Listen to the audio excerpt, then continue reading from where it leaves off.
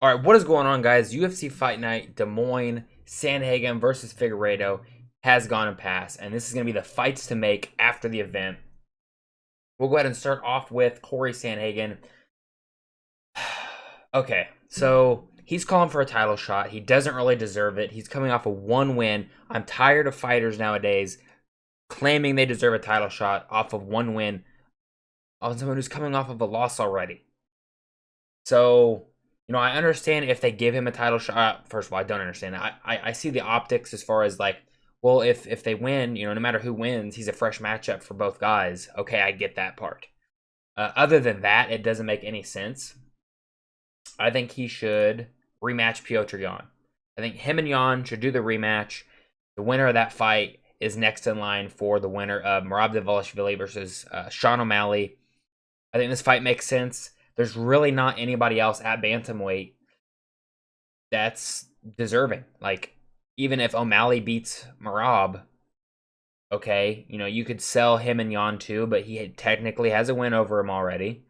It would be easier to sell Corey Sandhagen versus Sean O'Malley. Umar's coming off of a loss. Who else is in the top? I don't remember off the top of my head. Soggy Dog's kind of working his way back up, but he's not quite there yet. Moving on. Deiveson Figueiredo loses. I'm honestly kind of hard to get a fight for him because who knows how long he's going to be out. So this is kind of a tentative. I'm not 100% sure if this would work or not. Henry Cejudo. I know Henry said he wants to have one more fight. If he loses, he wants to retire. This is kind of like a couple older guys, both former flyweight champions. Both moved up to bantamweight. Figueiredo has had more. Well, I guess technically he was the champion. But recently, Figueiredo has had more success than Henry Cejudo. So this would be a good fight, I think. Although it doesn't, I don't know how long Henry is willing to sit and wait out because Figueiredo could be out for a year. Like, it could take that long depending on how bad his knee is. But hopefully we get some updates on that online to see who we could potentially match up Deiveson Figueiredo with. Other than that, I really don't know who to match him up with. Moving on, Rainer de Ridder destroys bitch boy Bo Nickel, makes him quit, body shots, calls out Sean Strickland. I think they're going to do Sean Strickland versus Israel Adesanya 2 to try and let Izzy get that win back. Although I don't know if he will. Strickland did kind of look like shit in his last fight, so I don't know. So I'm not going to do de Ridder versus Strickland. I think it would be Robert Whittaker. I think Whittaker would be a solid test for Rainer de Ridder. It would really test out, one, can Whittaker come back from that loss to Khamzat Chimaev? He's going up against another grappler. But the striking differential in this fight and the darting in and out style of Robert Whittaker and his ability to circle up the cage, I think this would be a very good middleweight matchup. And if RDR beats Whittaker, and honestly, kind of it doesn't really matter. If you have Duplessis or Chimaev win, throw RDR in there with either one of them. I think that'd be a very fun and exciting fight with the grappling. I think on the feet, I'm trying to think who I would favor on the feet. I think Duplessis would be better on the feet versus him than Chimaev would, but they both have really good power. I think Dricus has better kicks, though. But I think this would be a very good fight in the middleweight. I think Robert Whittaker's still ranked in the top 5, so it would kind of line him up pretty close to a title shot if he gets a win over Robert Whittaker. And then same for Whittaker. Like, if he can derail the hype that RDR has now that he's beaten Bo Nickel, he can kind of absorb that hype. And, he's always been in the top 5 for a long time. So it would be crazy to kind of see if de Ridder could beat Robert Whittaker. It would be crazy to see Whittaker out of the top 5.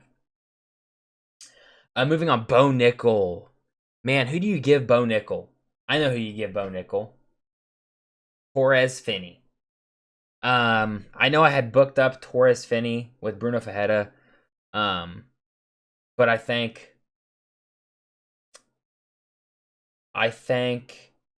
this would be a better matchup for both guys because nobody really likes Torres Finney. He didn't do anything. Held the guy down for 3 rounds. Didn't do a damn thing. And for Bo Nickel, I was saying this after his last win. He needs, he needed at that time 2 to 3 more fights before I thought he was ready to fight someone in the top 15. Because like the matchups he was getting were easy matchups. Like Paul Craig is garbage on the feet. He can't pressure. Like Paul Craig's bad. RDR at least can pressure forward, and with the height differential, was able to clinch up and throw knees and finish Bo Nickel. I think Bo, honestly, I think he should probably just quit. I really don't see him being successful.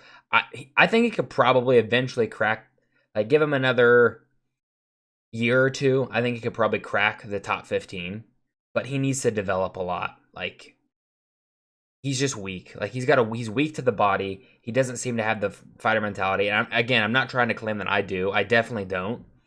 But as soon as he met with a little bit of resistance, he just folds under pressure. And all Torres Finney's going to do is shoot takedowns. I mean, Finney does have good power, so maybe he could try to take advantage of that versus Bo Nickel. But yeah, I think this would be a decent matchup. And Bo didn't really take any damage. He did not take any damage. Finney didn't take any damage in his fight. I think what Bo needs to do, and I doubt he's going to do it because he likes to seem to fight once, twice a year. He needs to get back in there in a couple months. Like book him for like July, August. Bo Nickel, Torres Finney, put it on the prelims of some fight night. Quit giving Bo Nickel good spots on cards. Disgrace that he was on UFC 300 main card. Nonetheless, moving on. Daniel Rodriguez knocks out Santiago Ponzinibbio, and I like his call out of Jake Matthews, so that's who I'm giving him. I think the fight makes sense. Jake Matthews hasn't fought in a while. I have kept matching him up with people, but he just hasn't been getting fights announced. I don't know what's going on with Jake Matthews. I think this would be a solid fight. Matthews isn't super old. Rodriguez is, but Rodriguez has a sizable size advantage in that fight, or that potential matchup. But I think they're both primarily like on the feet strikers, both primarily boxers. I think it'll be a very good, fun. You know, Jake Matthews is always down to bang. So is D-Rod. D-Rod loves to bang on the feet.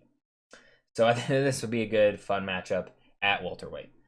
Moving up or down, Montel Jackson beat Daniel Marcos. Kind of a boring fight. He was ranked in the top 15, but got kicked out, I think, when they ranked David Onama. So we're going to give him Calvin Kattar. Calvin Kattar's at the edge of the rankings at number 15. Let's give him Montel Jackson. Jackson didn't take any damage in this fight. Kattar, again, in his last fight, didn't take a whole lot of damage, and that was a couple months ago, I think now. So, again, you could book this in like August. Book these two, would let Jackson break back into the top 15. Honestly, though, I could see them just kicking Kattar out and putting Montel Jackson back in, considering how many losses Calvin Kattar is on right now. But if they don't do that, you could book this fight. If they do, I don't necessarily think the fight makes sense because Kattar's not ranked anymore. So I would probably want a different matchup at that point.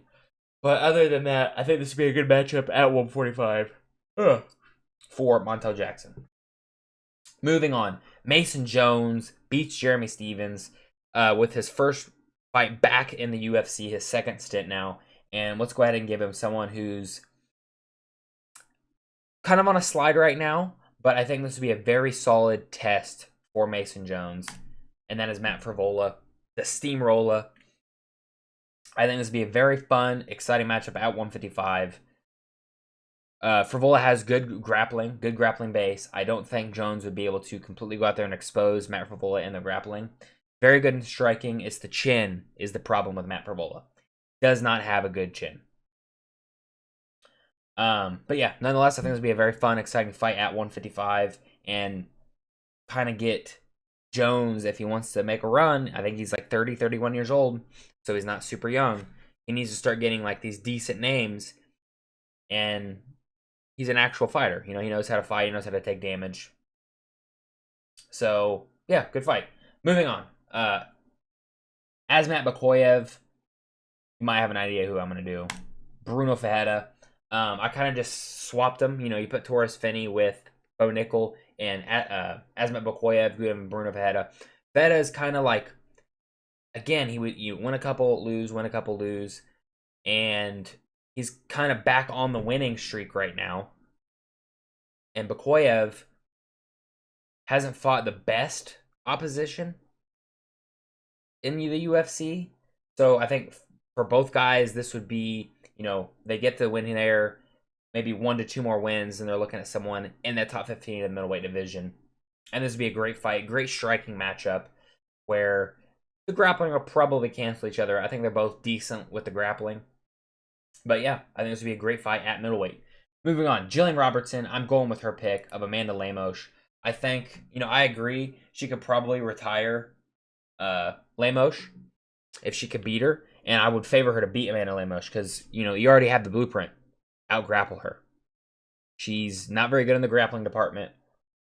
I think that'd be a solid game plan for Jillian Robertson. And if Robertson, if she could get the win over Amanda Lemos, she's kind of right there for a title shot. Like, you get, what's her name? Viviana Araújo, I think, or the weird-looking lady. She's next in line for a title shot. After that, if Zhang Weili wins and still wants to continue fighting and doesn't want to retire, because Weili's getting up there in age. I believe she's 35 years old. I think Robertson would be a very tough test for Zhang Weili. Probably one of the tougher opponents outside of Zhang Jadoba. But yeah, these are going to be my fights to make after UFC Fight Night Des Moines. What are your fights? Let me know in the comment section down below. Make sure to subscribe, drop a like on the video, and I'll see you guys in the next one. Goodbye.